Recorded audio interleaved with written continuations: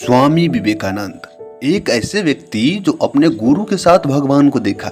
उन्होंने पूरे विश्व को यह बताया कि सारे धर्म एक ही सत्य की ओर जाते हैं, बस जाने वाले रास्ते अलग अलग होते हैं। वे कहते हैं, उठो जागो और तब तक न रुको तब तक कि लक्ष्य की प्राप्ति न हो जाए। 12 जनवरी 1863 को कोलकाता में एक धनी परिवार में एक बच्चे का जन्म हुआ। उनका नाम नरेंद्र दत्त पड़ा। बचपन से ही नरेंद्र में असाधारण बुद्धि और जानने की ललक थी। वे हमेशा सोचते थे कि इस दुनिया में हमें आने का पर्पस क्या है। उनकी शुरुआती शिक्षा मेट्रोपोलिटन इंस्टीट्यूशन में हुई। नरेंद्र पढ़ाई में तेज थे ही, इसका मतलब ये नहीं वो खेलकूद छोड़ देते थे।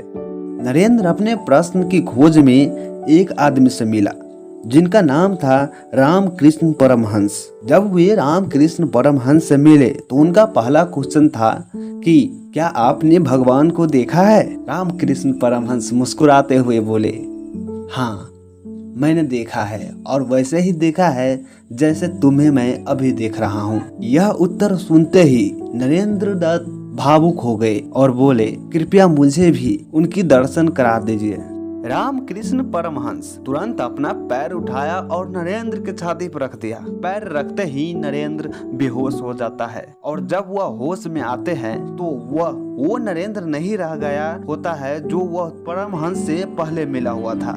समय बीतता जाता है और एक दिन वह अशुभ दिन आता है जब रामकृष्ण परमहंस की मृत्यु हो जाती है। मरने के बाद नरेंद्र नाथ संन्यास ले लेते हैं और स्वामी विवेकानंद के नाम से जाने जाते हैं। संन्यास के बाद पूरे भारत में घूम घूम कर देश की स्थिति समझने लगे।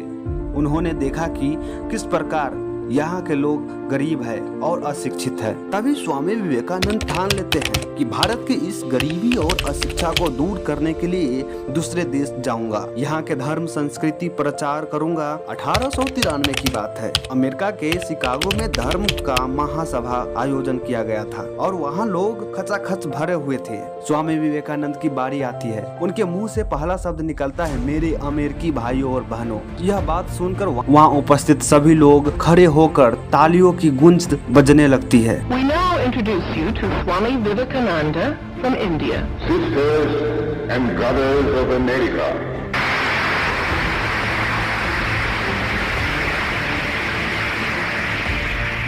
इस भाषण के बाद स्वामी विवेकानंद का नाम पूरे विश्व में प्रसिद्ध हो जाता है। उन्होंने भारत के आध्यात्मिक संस्कृति को पूरे विश्व में फैलाने का काम किया है। उनका मानना था कि मानव की सेवा ही सबसे बड़ी धर्म है। स्वामी विवेकानंद कर्म योग, राजयोग, योग, ज्ञान योग जैसे महान साधनाएं बताए हैं। स्वामी जी का मानना था कि हमें केवल किताबी ज्ञान पर निर्भर नहीं रहना चाहिए, बल्कि व्यक्ति का आत्मनिर्भर और समाज सुधारक बनना चाहिए।